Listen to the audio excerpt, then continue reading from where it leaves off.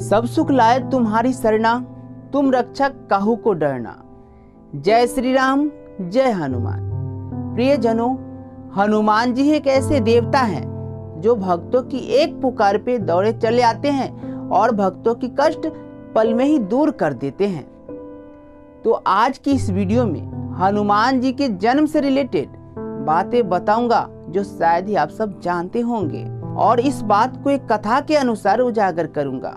तो आइए कथा शुरू करते हैं। एक बार की बात है, भगवान शंकर से भगवान विष्णु अपने अवतार की व्याख्या कर रहे थे। अचानक मोहिनी अवतार की व्याख्या कर डाले कि मैं मोहिनी अवतार में अति खूबसूरत था, जिसे देखकर दानव तुरंत मोहित हो गया। संयोगवश शंकर भगवान मोहिनी अवतार को नहीं देखे हुए थे।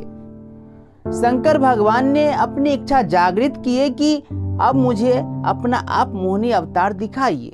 अब भगवान विष्णु भगवान शंकर का बात कैसे टाल सकते हैं। अब भगवान विष्णु ने मोहिनी अवतार धारण किया। जैसे ही भगवान शंकर भगवान विष्णु के मोहिनी अवतार को देखा तो भगवान शंकर मोहित हो गए, काम आतुर हो गए मोहिनी अवतार को देखकर। अब बात विकट स्थिति का हो गया। मोहिनी अवतार भगवान विष्णु को भागना पड़ा। भगवान विष्णु आगे आगे और भगवान शंकर पीछे पीछे, काम वासना की पूर्ति के लिए। भगवान विष्णु भागते रहे, भगवान शंकर के पकड़ में न आए। इसी बीच भगवान शंकर के वीर्य निकल जाता है। अब भगवान विष्णु इस बात को देखते हैं तो सोचते हैं कि अगर यह वीर्य पृथ्वी पर गिरा तो पृथ्वी तो ध्वस्त हो जाएगा, पृथ्वी नष्ट हो जाएगा, जल जाएगा। इसीलिए इस बात के लिए भगवान शंकर के पास आते हैं कि प्रभु ये आप क्या कर डाले, ये आपकी वीर्य रूपी तेज अगर पृथ्वी पर गिरा तो पृथ्वी तो ध्वस्त हो जाएगा, नष्ट हो जाएगा, जल जाएगा। तो भगवान शंकर भी इस बात को महसूस किए।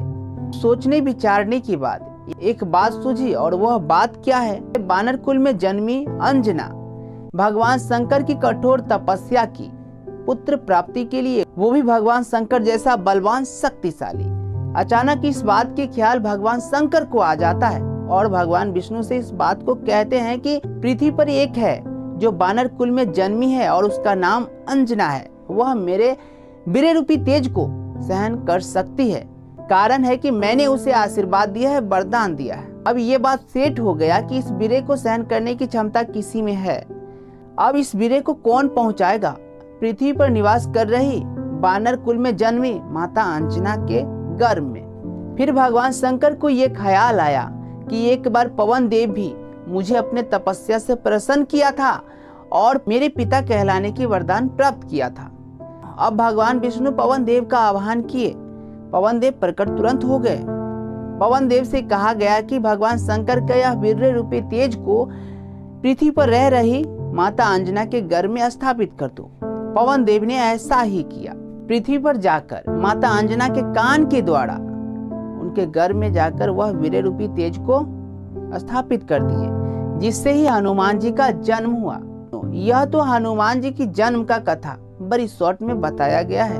अगर आप चाहते हैं इसे डिटेल में लेकर आऊं तो कमेंट जरूर कीजिए।